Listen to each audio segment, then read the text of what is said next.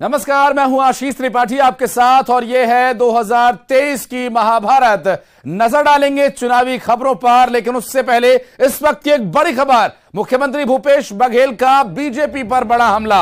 Love जिहाद पर CM Bhupesh Baghel ने निशाना साधा। उनकी बेटियों ने भी मुस्लिमों से शादी की, क्या वो लव जिहाद नहीं था? उनकी बेटियां करें तो लव, दूसरे करें तो जिहाद। लव जिहाद के मुद्दे पर सीएम का बड़ा बयान। बीजेपी केवल सियासी रोटियां सेकना चाहती है धर्मांतरण पर। धर्मांतरण सांप्रदायिकता पर बीजेपी चुनाव लड़ना चाहती है। भूपेश बघेल ने बड़ा सवाल उठाया इस पूरे मामले को लेकर और उनका यह कहना कि बीजेपी के नेताओं ने भी ऐसा किया है। उनकी बेटियां करें तो लव और कोई करे तो जिहाद। और लव जिहाद की बात करते हैं। भारतीय जनता पार्टी के बड़े नेताओं की बात करें तो सबके बेटी किसके साथ शादी किए हैं? मुसलमानों से। वो लव जिहाद नहीं है। छत्तीसगढ़ के सबसे बड़े नेता की बेटी पता नहीं कहाँ है, उनसे पूछो भला। वो लव जिहाद नहीं है। इनकी बेटियां करे तो लव और दूसरे करे जिहाद। वहां क्यों नहीं कर रहे हैं? उनको रोकने की क्या कोशिश की? तो आपको केवल राजनीति की रोटी सेकना है।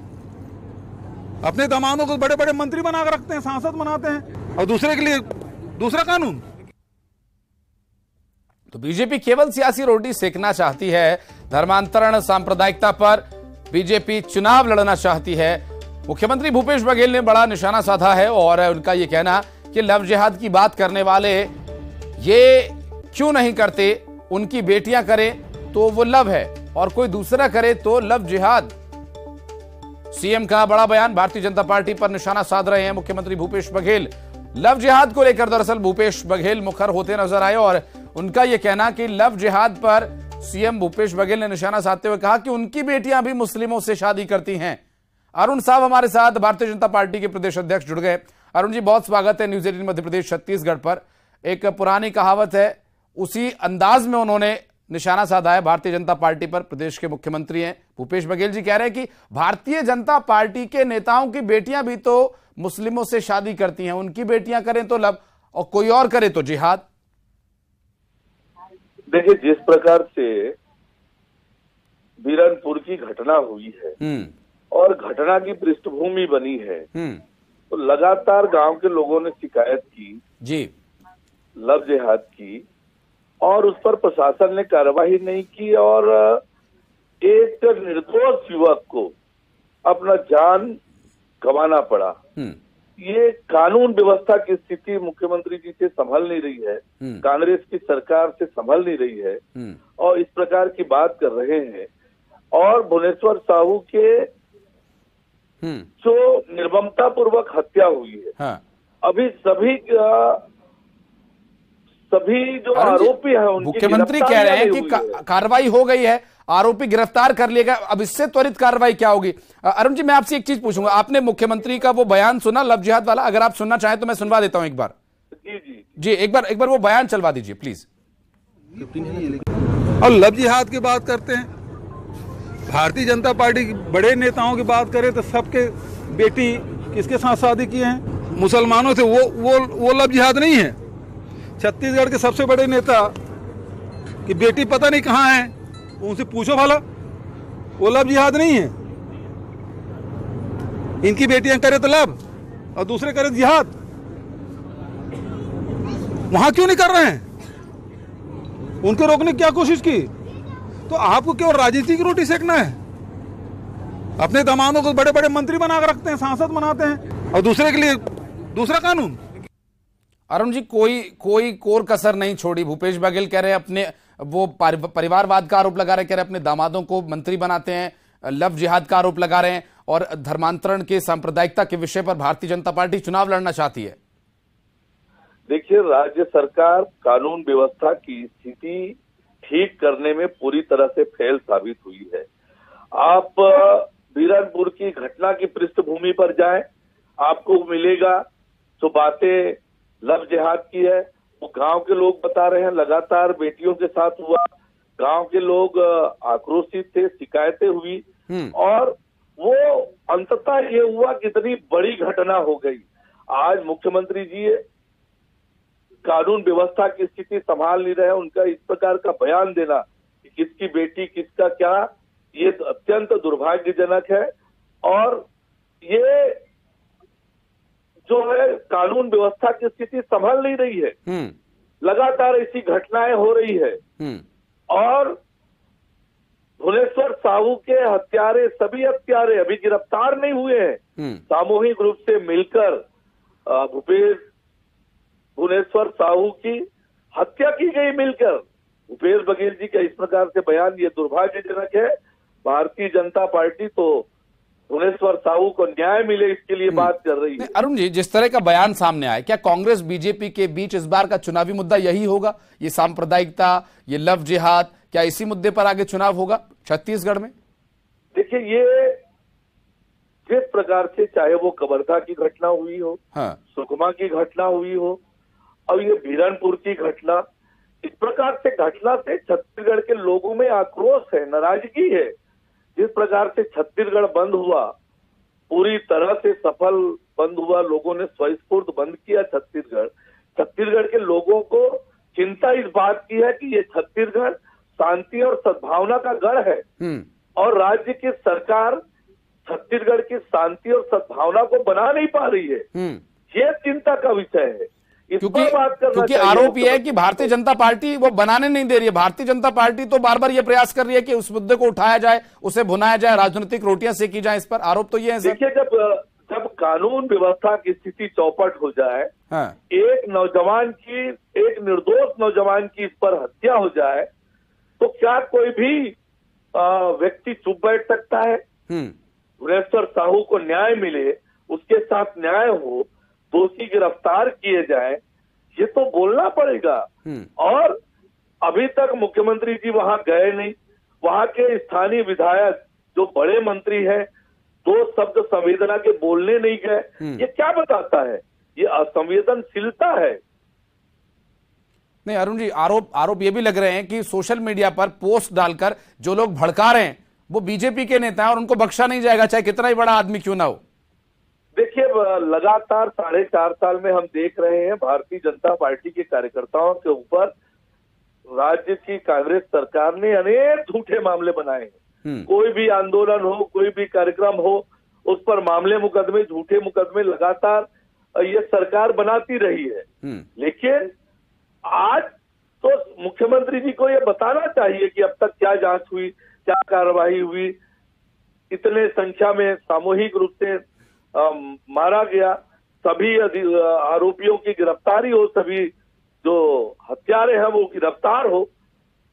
मुख्यमंत्री जी से प्रदेश की कानून व्यवस्था संभाली नहीं जा रही है। ठीक है अरुण जी, बहुत शुक्रिया आपका समय देने के लिए। चलिए बढ़ते हैं आगे और करेंगे अगली खबर का। चुनावी साल में प्रदेश के मुख्यमंत्री शिवराज सिंह चौहान लगातार दौरे कर रहे हैं और ऐसे में सीएम जहां लाडली बहनों से संवाद कर रहे हैं, वहीं पेसा एक्ट की भी जानकारी वे साझा कर रहे हैं, साथ ही विकास कार्यों की सौगात भी दे रहे हैं। सीएम शिवराज सिंह चौहान शाजापुर के दौरे पर रहे, जहां पर शुजालपुर में आयोजित लाडली बहना महासम्मेलन कार्यक्रम में वे शामिल हुए। इस दौरान सीएम शिवराज ने कई विकास कार्यों की सौगात दी, साथ ही बहनों से संवाद भी किया, बहनों को लाडली बहना योजना के फायदे बताए।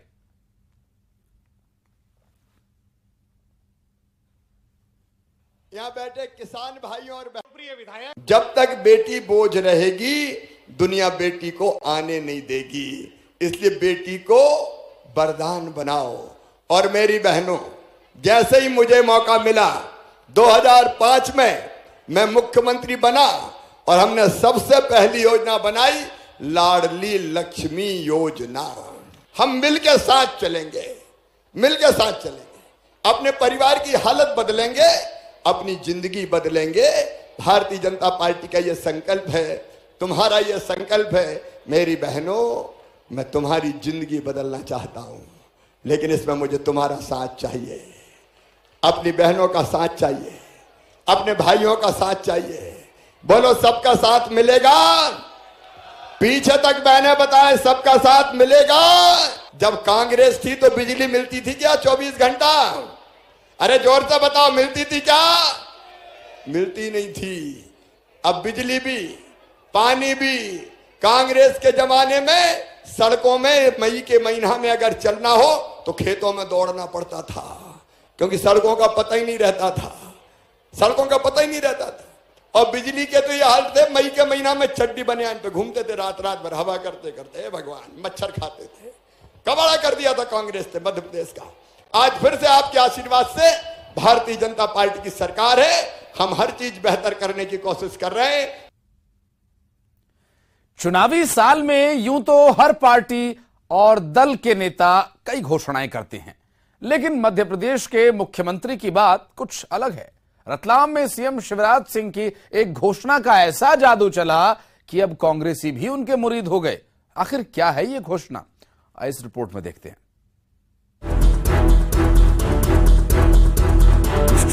रतलाम में कई सालों से चला आ रहा जल संकट अब जल्द खत्म होगा। सीएम शिवराज सिंह चौहान ने शनिवार को रतलाम में नर्मदा का पानी लाने की घोषणा की। ये वही घोषणा है जिसकी कल्पना शायद बीजेपी के नेताओं ने भी कभी नहीं की थी कि मां नर्मदा का पानी रतलाम आएगा। मुख्यमंत्री ने मंच से जैसे ही कहा कि बदनावर तक लाया जाने वाला मां नर्मदा का पानी अब रतलाम के सूखे कंठों की प्यास बुझाएगा, इतना सुनकर बीजेपी नेताओं की बाछें खिल गई और पार्टी नेता इस घोषणा को मील का पत्थर बताते नहीं थक रहे हैं। पार्टी नेताओं का दावा है कि सीएम की इस महत्वाकांक्षी घोषणा की बदौलत बीजेपी अब जिले में सभी 5 सीटों पर जीत दर्ज कराएगी। भारतीय जनता पार्टी 5 विधानसभा जीतने की स्थिति में रहेंगे हम, क्योंकि ऐसे काम जैसी 2-3 घोषणाएं और बड़ी हो सकती है जिसके कारण रतलाम शहर के विकास के और भारतीय जनता पार्टी विकास के मुद्दे पर ही चुनाव लड़ेगी। हमको कोई प्रलोभन नहीं देना, लेकिन हम जो कर रहे हैं, जो कहा वही किया, उसका पूरा सबका साथ सबका विकास और सबके कामों को लेकर भारतीय जनता पार्टी 5 विधानसभा का विजय श्री प्राप्त करेगी। खास बात यह है कि पानी के लिए लगातार सड़क पर उतर रही कांग्रेस ने भी अब इस मुद्दे पर मुख्यमंत्री की तारीफ की है। कांग्रेस के शहर अध्यक्ष महेंद्र कटारिया ने सीएम शिवराज सिंह चौहान की घोषणा पर उन्हें बधाई दी है, लेकिन वो इस घोषणा पर तंज कसने में भी नहीं चूके। उन्होंने इस घोषणा को चुनावी घोषणा बताया है। अभी जो गत दौरे में शिवराज सिंह जी ने नर्मदा जल की घोषणा रतलाम के शहर और जिले के लिए की है, हम उस घोषणा का स्वागत करते हैं और हम उम्मीद करते हैं कि ये घोषणा क्रियान्वित हो। लेकिन पिछले इतिहास को देखते हुए हमें थोड़ा सा इसमें संशय है। निश्चित तौर पर मैं आपको बताऊं कि शिवराज सिंह जी की जो छवि पूरे प्रदेश में है, एक घोषणावीर मुख्यमंत्री के रूप में बनी हुई है। कई जगह की घोषणाएं लंबी थी। आज भी रतलाम शहर में भी वो पिछली बार जब चुनावी दौरे पर आए थे, उन्होंने कई घोषणा करी। उन बातों को लेकर कांग्रेस ने भी ज्ञापन भी, हमने उनको स्मरण पत्र भी सौंपा है।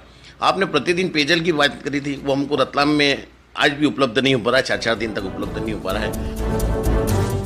वहीं मुख्यमंत्री की इस घोषणा ने पार्टी की बड़ी मुश्किल आसान कर दी है।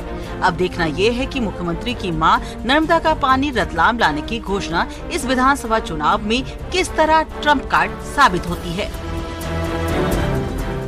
रतलाम से न्यूज़ 18 के लिए सुधीर जैन की रिपोर्ट। और मध्य प्रदेश में विधानसभा चुनाव की सरगर्मी अब तेज हो चली है। इन चुनावों को लेकर जनता का क्या मिजाज है, इसलिए सिवनी विधानसभा क्षेत्र में आम लोगों के बीच न्यूज़ 18 की टीम पहुंची और आम जनता से उनकी राय जानने की कोशिश की। तो आइए चलते हैं जनता के बीच और जानते हैं क्या है उनकी राय। प्रदेश में नेताओं के बयान और उसके बाद जो एक चुनावी सरगर्मी शुरू हुई है, सभी जानते हैं कि 2023 में विधानसभा चुनाव होने हैं। इसी सभी माहौल के बीच में सभी विधानसभाओं में क्या हाल है, इसको लेकर भी सभी लोग जानना चाह रहे हैं। आज हम सिवनी विधानसभा में मौजूद हैं। यहाँ पर कुछ हमारे साथ शहरवासी मौजूद हैं, उनसे हम जानने की कोशिश करेंगे सिवनी विधानसभा में वर्तमान में आगामी चुनाव को लेकर क्या हाल है, उनकी क्या राय है, उन विषयों पर हम बात करेंगे। यहाँ पर शहर की जनता हमारे साथ मौजूद है। कुछ लोग जो यहाँ पर काफी लंबे समय से रह रहे हैं, वो जानते हैं कि राजनीतिक माहौल क्या है और यहाँ पर नेताओं के क्या किस तरीके से चुनाव जीते हैं। सभी लोग मौजूद हैं, उनसे बात करने की कोशिश करें। सबसे पहले हमारे साथ मौजूद हैं युवराज जी। आपसे जानना चाहेंगे, पिछले विधानसभा चुनाव में जो विधायक रहे भाजपा भारतीय जनता पार्टी के विधायक थे, कैसा कार्यकाल रहा, आपका क्या मानना है? ये मुझे लगता है, अगर तो मैं सिर्फ एक सिवनी के नागरिक के नाते बताऊं या इस समाज के नाते, तो जहां तक वो जिन मुद्दों के चलते उन्होंने भारतीय जनता पार्टी ज्वाइन करी थी और सरकार के आज चूंकि भारतीय जनता पार्टी की सरकार है और उसी पार्टी के अभी वो विधायक हैं, तो मुझे लगता है कि उनका एक मुख्य मुद्दा था मेडिकल, एक बड़ा मुद्दा था।